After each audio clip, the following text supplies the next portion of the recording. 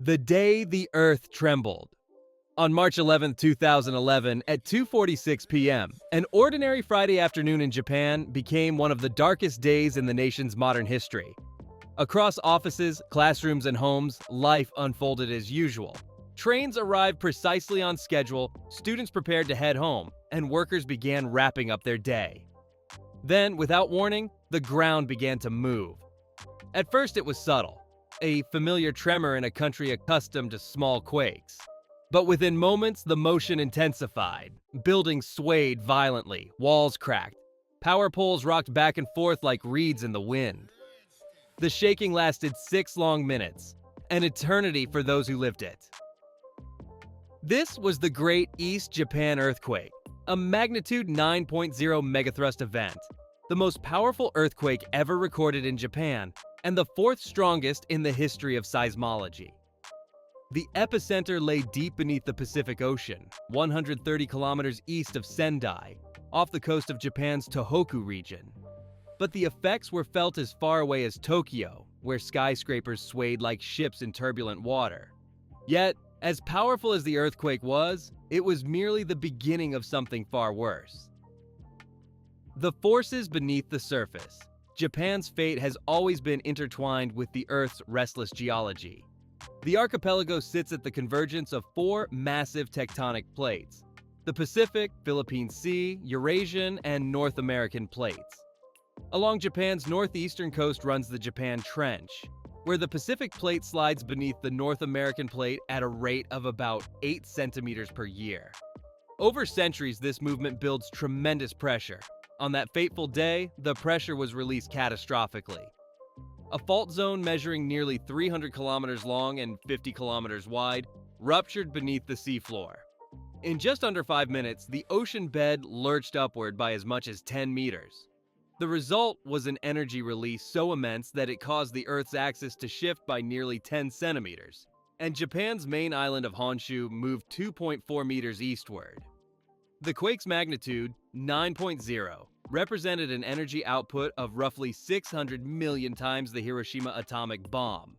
But the true devastation did not come from the shaking itself. It came from the ocean. The tsunami rises. At 2:49 p.m., just 3 minutes after the quake began, Japan's meteorological agency issued a tsunami warning. For decades, the Japanese had trained for such events. Evacuation routes marked, drills rehearsed. Sirens echoed across coastal towns as residents headed for higher ground. But the ocean moved faster than anyone expected. The seabed displacement generated a tsunami of unimaginable scale. The first wave struck the coast of Miyako within 40 minutes, towering at 37.9 meters, over 120 feet high. The wall of water obliterated everything in its path. Cars, homes, entire buildings were lifted and carried inland. Fishing vessels were hurled onto rooftops. Airports, ports, and train stations disappeared beneath the black surge. Fires erupted as fuel tanks and power lines were torn apart. In some places, the tsunami reached 10 kilometers inland, leaving behind nothing but mud and debris. For those who had underestimated its height, there was no escape. The human toll. When the water finally receded, vast portions of Japan's northeastern coast were unrecognizable. The official death toll would reach 15,899, with more than 6,000 injured and over 2,500 missing. Their bodies never recovered. Entire communities vanished. In Minami Sanriku, nearly half the population was killed. In Riku Zentakata, a city once known for its scenic coastline, only a single tree, later named the Miracle Pine, remained standing amid the devastation. For survivors, the scenes defied comprehension. Entire neighborhoods reduced to silence, the air thick with salt and smoke. It was the single deadliest natural disaster in Japan's post-war history. The limits of preparedness. Japan is the most earthquake-prepared nation on Earth. Its infrastructure, from skyscrapers to subways, is built to flex and absorb seismic energy. Its early warning systems are among the most advanced in the world, capable of halting trains and closing gas lines within seconds. But no system had ever faced an event of this magnitude. Many coastal towns relied on tsunami seawalls, some as tall as 10 meters, but the waves easily overtopped them. In some cases, the barriers even trapped floodwaters inland, compounding the devastation. Evacuation routes were destroyed, communication networks collapsed. The disaster revealed a hard truth. Even the most advanced society is vulnerable when nature surpasses imagination. Fukushima, the third disaster. As if the quake and tsunami weren't enough, Japan soon faced an unprecedented technological crisis.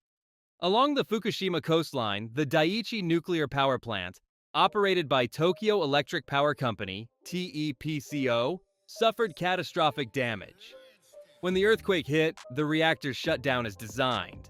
But the tsunami, measuring up to 15 meters high, overwhelmed the facility's sea defenses, flooding emergency generators. Without power, the cooling systems failed. Within hours, the reactor cores began to overheat. Pressure built inside the containment vessels, hydrogen gas accumulated, and on March 12th, an explosion tore through Reactor 1. Over the next several days, Reactor 3 and Reactor 4 followed, each producing massive hydrogen explosions visible for miles. Workers, risking lethal radiation exposure, fought to stabilize the reactors using seawater. Their efforts likely prevented an even greater catastrophe. Still, radiation spread across the region, forcing over 150,000 residents to evacuate. The Fukushima disaster became the most serious nuclear accident since Chernobyl, 1986. The nation in shock. As images of destruction spread across the world, homes burning while floating on the sea, ships stranded atop buildings, global audiences watched in horror. International aid poured in. Dozens of nations dispatched rescue teams, supplies, and medical support. The United States launched Operation Tomodachi, delivering humanitarian aid alongside Japan's self-defense forces. But amid the devastation, Japan's composure became a symbol of national character. There were no riots, no chaos. Survivors queued quietly for food, water, and fuel. Volunteers cleared debris side by side. The Japanese spirit of gammon, perseverance and dignity in hardship, shone through the tragedy. Economic consequences. The economic toll of the disaster was staggering. Damage was estimated at $235 billion, making it the costliest natural disaster in human history. Industrial production ground to a halt as factories were destroyed or left without power. Global supply chains, especially for automotive and electronics components, were disrupted for months. The Tokyo Stock Exchange fell sharply. Energy shortages forced blackouts across the country. And as the public lost faith in nuclear power, Japan shut down all 54 of its reactors, turning instead to imported fossil fuels, a decision that reshaped its energy landscape for years to come. Search, rescue, and recovery. In the aftermath, an army of over 100,000 self-defense force personnel joined firefighters, police, and international teams in search and rescue missions. They battled freezing temperatures, aftershocks, and radiation fears. There were moments of hope. A baby rescued alive after being swept from her parents' arms. An elderly woman found in the rubble 9 days later. Survivors waving from rooftops surrounded by nothing but water.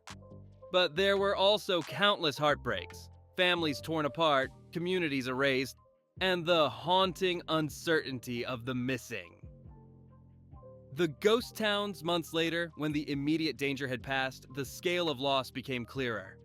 Entire towns near Fukushima, Nami, Okuma, Futaba, were abandoned, locked behind exclusion zones. In these places, time stood still. Calendars frozen on March 2011, dishes left on tables, clocks stopped at 2:46 p.m. Evacuees struggled to rebuild lives in temporary housing far from home. Many would never return. For the elderly, displacement proved especially devastating. For children, it meant growing up in a world defined by absence.